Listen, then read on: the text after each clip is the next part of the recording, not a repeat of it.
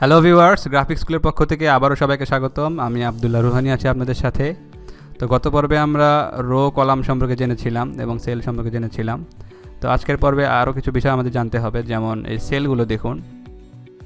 এগুলো হলো এক একটা সেল। আমরা এই সেলের মধ্যে আমাদের কন্টেন্ট, টেক্সট বা যে কাজগুলো করবো এখানে লিখতে হবে। দেখুন, আমি যদি এই সেলের মধ্যে যদি কিছু লিখি, এখানে আমি লিখলাম গ্রাফিক স্কুল। দেখুন, আমি দেখতে পাচ্ছি যে আমি যখন লেখাটি যখন টেক্সটে যখন লিখলাম, আমাদের এই সেলের বাইরে টেক্সটে চলে আসছে, কিন্তু আসলে যে বিষয়টি এখানে হয়েছে দেখুন, এখানে কিন্তু একটি সেলের মধ্যেই আছে। আমাদের এই সেলটিকে জাস্ট ওভাররাইট করছে। দেখুন, আমরা এই সেলটিকে এই যে সেলে আমরা এই কলামের মধ্যে আমরা এই টেক্সটে লিখলাম। আমরা যদি কলামটাকে এইভাবে এই দেখুন, এই কলামের উপর যখন আমি মাউসটা নিয়ে আসবো, এই ধরনের একটি প্লাস চিহ্ন দেখতে পারবো। আমরা যখন এখানে ড্র্যাগ করে ধরে যদি এইভাবে টান দিই, তাহলে দেখতে পাবো যে আমাদের এই টেক্সটটি একটি সেলের মধ্যে অবস্থান করতেছে। আমাদের এই সেলটির সাইজ এখন ছোট, যার কারণে আমরা বুঝতে পারিনি। আমরা এভাবে দেখুন, একটা সেল এভাবে টেনে আমরা বড় করতে পারি, আমরা আমাদের টেক্সটগুলো এর মধ্যে লিখতে পারি। তো আবার যদি আমাদের এখানে কিছু লেখার প্রয়োজন হয়, তখন আমরা এটিকে জাস্ট একটা ডাবল ক্লিক করব। করার পর এই ধরনের কার্সর যখন এরকম ব্লিঙ্ক করবে, তখন আমরা এর মধ্যে আরও কিছু লিখতে পারবো। তো এইভাবে সেলের মধ্যে কাজগুলো হয়ে থাকে। তো এইভাবে দেখুন, আমি যদি এখানে কিছু লিখি, লেখার সময় ধরুন এখানে লিখলাম the quick brown Fox jumps over the lazy dog. যদিও আমাদের টেক্সটটি দেখতে পাচ্ছি যে এখানে আমরা পুরোপুরি দেখতে পাচ্ছি অনেকগুলো সেলের উপরে আছে, আসলেও কিন্তু একটি সেলের উপরেই আছে। আমরা এখানে দেখুন, এই সেলে সিলেক্ট করার পর এখানে যদি কিছু লিখি, এখানেও আমরা লিখতে পাচ্ছি, কিন্তু আমরা আসলে বিষয়টি বুঝতে পারতেছি না। তো এটি একটি সেলের মধ্যে আছে, কিন্তু আমরা দেখতে পাচ্ছিলাম না। এই জন্য আমরা এটিকে টেনে যদি দেখুন, এখন আমরা দেখতে পাবো যে আমাদের টেক্সটটি অক্ষত আছে। এভাবে আমরা টেক্সটগুলো আমাদের সেলের মধ্যে লিখব।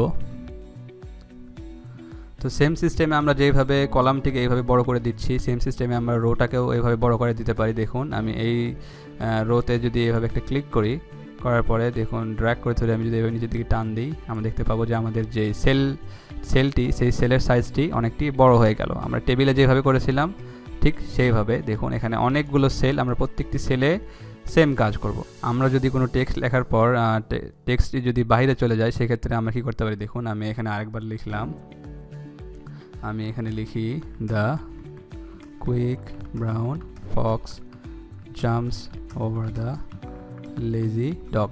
দেখুন, আমার যে সেলটি, সেল থেকে এই টেক্সটটি উপর দিয়ে ওভারফ্লো হয়ে গেছে। তো এটিকে আমরা খুব সহজেই এটির যে সেলের সাইজটিকে আমরা এই টেক্সটের ইকুয়াল করে নিতে পারি। সেটি কীভাবে দেখুন, আমরা এই যে সেলের যে কলামটি, এই কলামের এখানে এই প্লাস আইকনটি আসার পর আমরা এখানে যে ডাবল ক্লিক করে দেখুন, একটা ডাবল ক্লিক করে দিলাম, আমরা দেখতে পাচ্ছি যে আমাদের যে সেলের যে উইডথটা, অর্থাৎ টেক্সটের যে উইডথটা, সেই বরাবর এই কলামটি অটোমেটিক চলে আসলো।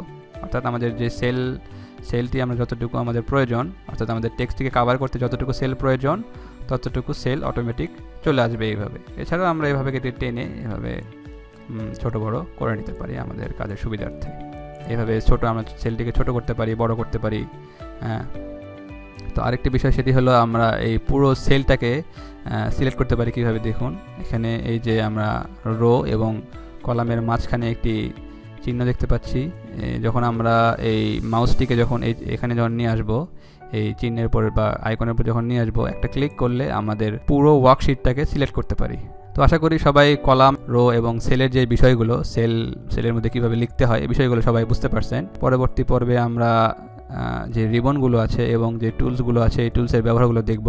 ধীরে ধীরে আমরা সমস্ত যে এক্সেলের যে যাবতীয় বিষয়গুলো, সেই বিষয়গুলো সম্পর্কে ধীরে ধীরে জানার চেষ্টা করব। তো আজকের পর্বে এতটুকুই। পরবর্তী পর্ব দেখার জন্য সবাইকে আমন্ত্রণ রইল। ধন্যবাদ।